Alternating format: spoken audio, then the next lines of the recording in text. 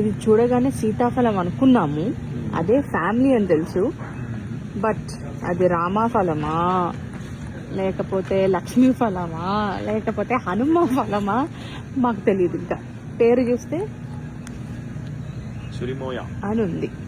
నా చిన్నప్పుడు నేను రామాఫలం అండ్ లక్ష్మీ ఫలంకాయ కూడా తిన్నాను మా ఊర్లో.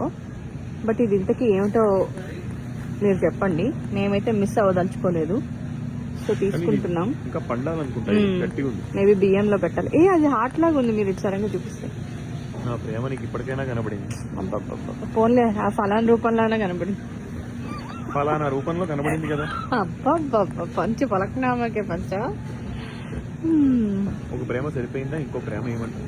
వేయండి, మళ్ళీ ఇంత దూరం రామ్మా. 3 ఓకేనా? ఇంకోటి ముగ్గురికి 3, మరి నాకు ఒకటి ఎక్స్ట్రా. ఓ యా, నీకు కదా. చూసారా, నాకేంటి బిల్లు కట్టేది మీరే, నేను తిరిగి పెడతా. I love fruits.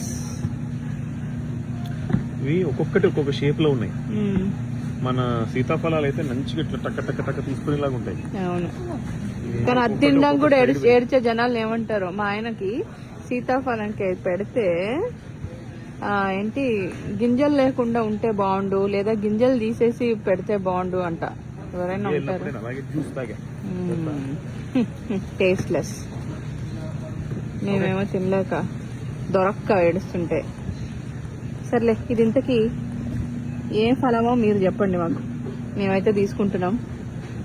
పండాక టేస్ట్ చూసాక మళ్ళీ చెప్తాం, కానీ ఈలోపు దాని పేరు మాత్రం మాకు చెప్పండి. సారీ,